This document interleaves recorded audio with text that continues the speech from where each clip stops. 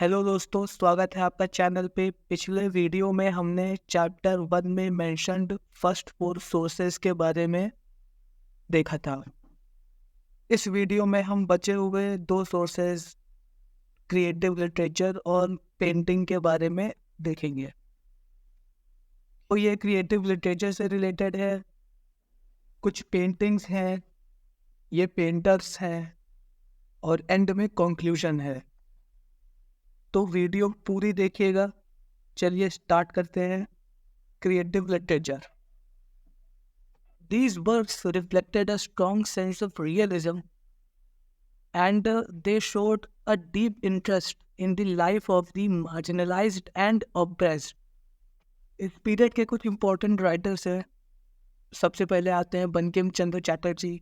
इन्होंने आनंद मठ लिखी, ये बंगाली लैंग्वेज में लिखी गई थी। इसी बुक में वंदे मातरम लिरिक्स है और इस आनंद मठ किताब में सन्यासी रिवोल्ट को भी डिपिक्ट किया गया है। फिर इनकी एक और नॉवेल थी राज सिम्हा। फिर एक और इम्पोर्टेंट राइटर है इच्छाराम सूर्यराम देसाई। ये गुजराती राइटर थे। इन्होंने किताब लिखी हिंद आने ब्रिटानिया। और ये बुक उस समय के पॉलिटिकल कंडीशंस को डिपिक्ट करती है। अब इच्छाराम देसाई के बारे में आपको इंटरेस्टिंग बात बताऊं तो ये सिर्फ और सिर्फ क्लास 6 तक इन्होंने पढ़ाई की थी। जो फॉर्मल एजुकेशन है वो इन्होंने सिर्फ और सिर्फ क्लास 6 तक रिसीव की थी। उसके बाद इन्होंने फॉर्मल एजुकेशन नहीं लिया था। लेकिन उसके बावजूद ये कई न्यूज़पेपर्स के और कई मैगजीन्स के एडिटर बने। और जब इन्होंने अपनी बुक लिखी हिंद आने ब्रिटानिया, जिसमें इन्होंने उस टाइम के पॉलिटिकल कंडीशंस के बारे में बताया, तो ब्रिटिश इंडिया गवर्नमेंट ने इनके ऊपर ट्रीजन का आरोप लगा के इनको जेल में डाल दिया। तो इनका केस उस समय के बहुत फेमस वकील फिरोज शाह मेहता ने लड़ा था और इनको जेल से छुड़वा भी दिया था। फिर एक और राइटर है गिरिजा देवी। इन्होंने अपनी बुक लिखी मोहना राजनी, ये तमिल लैंग्वेज में लिखी थी। फिर राम तीर्थमल, इन्होंने अपनी बुक लिखी दसी कालिंग मुसावलई, ये भी तमिल लैंग्वेज में लिखी गई। ऐसे ही जीवी कृष्ण राव थे, इन्होंने कीलू बोम्मालू बुक लिखी इन्होंने, जो तेलुगु लैंग्वेज में थी और it concern the aspects of rural people. फिर एक और राइटर थे वाइकोन मोहम्मद बशीर। इन्होंने बाल कला सखी लिखी मलयालम में। फिर एक और राइटर थे अकाजी शिवशंकर पिल्लई। इन्होंने मलयालम में कई किताबें लिखी, टोटी एडू मकान और चम्मीन। तो क्रिएटिव लिटरेचर से भी हमें इंफॉर्मेशन मिलती है उस समय के बारे में। अब आते हैं पेंटिंग पे। पेंटिंग भी एक इम्पोर्टेंट सोर्स है जिससे हमें उस समय की socio economic, political and cultural life के बारे में पता चलता है। इस मामले में सबसे पहले आती हैं पटना कलम पेंटिंग्स, जिन्हें कंपनी पेंटिंग्स भी कहा जाता है। इन पेंटिंग्स को ईस्ट इंडिया कंपनी का पैट्रनेज प्राप्त था। इन पेंटिंग से हमें लोगों के डेली लाइफ्स के बारे में पता चलता है, उनके अटायर के बारे में पता चलता है, फेस्टिवल्स के बारे में, सेरेमनीज के बारे में, ट्रेड के बारे में, इकोनॉमिक कंडीशंस के बारे में हमें पता चलता है। फोटोग्राफी के आने तक ये पेंटिंग्स काफ़ी पॉपुलर हुआ करती थी इंडिया में। अब नेक्स्ट इन लाइन वो पेंटिंग्स हैं जो रिवोल्ट ऑफ 1857 को डिपिक्ट करती हैं। एक ये पेंटिंग है the relief of Lucknow by Thomas Jones Barker. देखिए, अंग्रेज़ों को 2 अटेम्प्ट लगे थे लखनऊ का कंट्रोल फिर से लेने में, और रिबल्स ने कई यूरोपियंस को बंदी बना के रखा था, जिसमें विमेन एंड चिल्ड्रन भी शामिल थे। तो 2 अटेम्प्ट्स के बाद अंग्रेज़ों ने लखनऊ का कंट्रोल वापस लिया और हॉस्टेजेस को रेस्क्यू कराया। इसलिए इस पेंटिंग का नाम द रिलीफ ऑफ लखनऊ रखा गया। तो इस पेंटिंग के जरिए ब्रिटिश हीरोज को कोमेमोरेट किया जा रहा है, who saved the English and suppressed the rebels. Now this painting serves as an important visual source for studying modern India history. Historians को दोनों साइड की कंडीशंस के बारे में पता चलता है, वेपन्स के बारे में पता चलता है, और तोपें यूज़ हुई थी, हाथियों और घोड़ों का भी यूज़ हुआ था, आप देख सकते हैं। फिर बैकग्राउंड में आर्किटेक्चर एंड लखनऊ के लैंडस्केप को देख के historians, they gain a better understanding of the historical context in which the event took place. फिर ये नेक्स्ट पेंटिंग है बाय जोसेफ नोएल पैटर्न। इसका टाइटल है इन मेमोरियम। इस पेंटिंग में आप देख सकते हैं कि यूरोपियन विमेन एंड चिल्ड्रन कितने डरे में से हैं, और ये रिबल्स हैं जो इस कमरे में एंटर कर रहे हैं। पेंटिंग्स एक्चुअली में एक सप्लीमेंट्री सोर्स की तरह काम करती हैं। पेंटिंग्स में लोगों के एक्सप्रेशंस को देखकर उनके इमोशनल स्टेट के बारे में पता चलता है, कौन किस वक्त कैसी स्थिति में था, क्या कर रहा था, ये सब पता चलता है।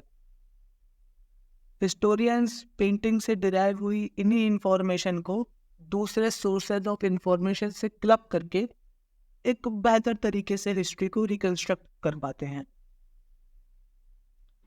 अब आगे बढ़ते हैं।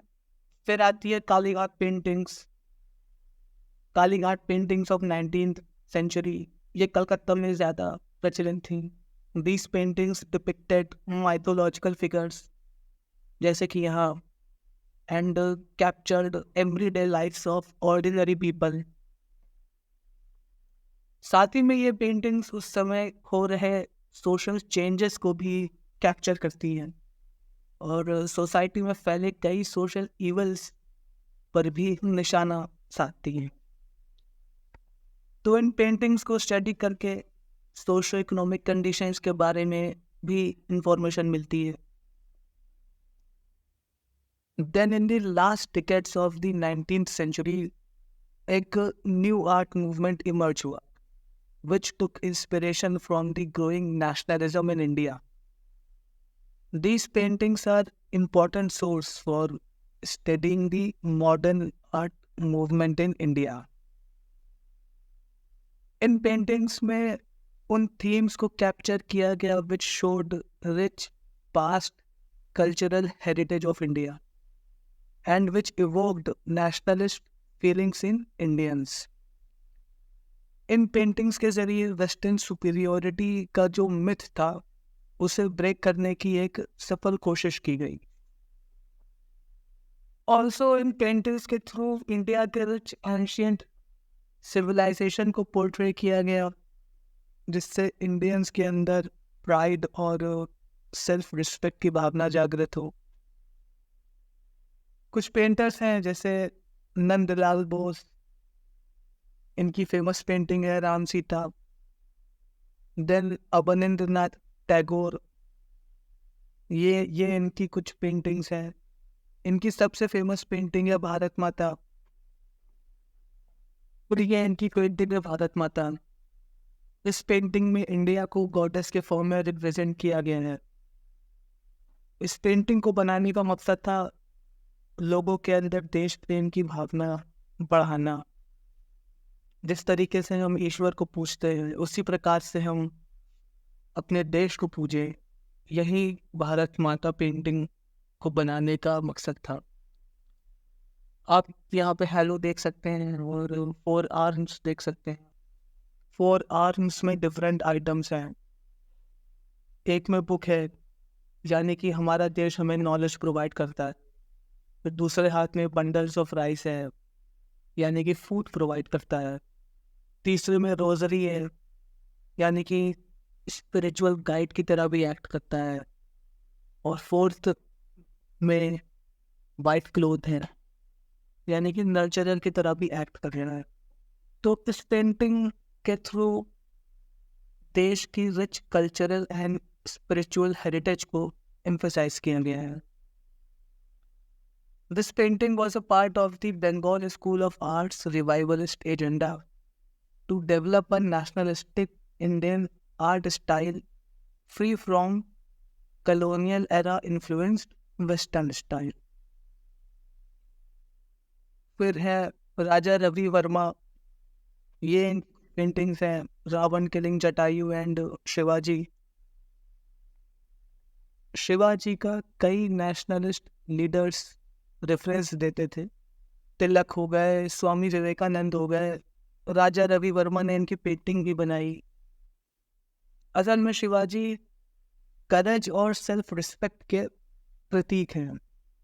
कैसे एक व्यक्ति माइटी मुगल एम्पायर के अनजस्ट टर्म्स को मानने से इनकार कर दे और सक्सेसफुली गेरिल्ला वॉर वेज करके रखे, यह शिवाजी ने किया था। इसलिए शिवाजी काफ़ी रिस्पेक्टेड पर्सनालिटी है इंडिया में, और इनका रेफरेंस कई नेशनलिस्ट लीडर्स ने फ्रीडम स्ट्रगल के टाइम दिया था। फिर ये E.B. हैवेल हैं, ये ब्रिटिश थे। इन्होंने बंगाल स्कूल ऑफ आर्ट को बढ़ावा देने में मदद दी। ये कुमारस्वामी हैं, इन्होंने भी नेशनलिस्टिक इंडियन आर्ट मूवमेंट में कंट्रीब्यूट किया। ये श्रीलंका से थे।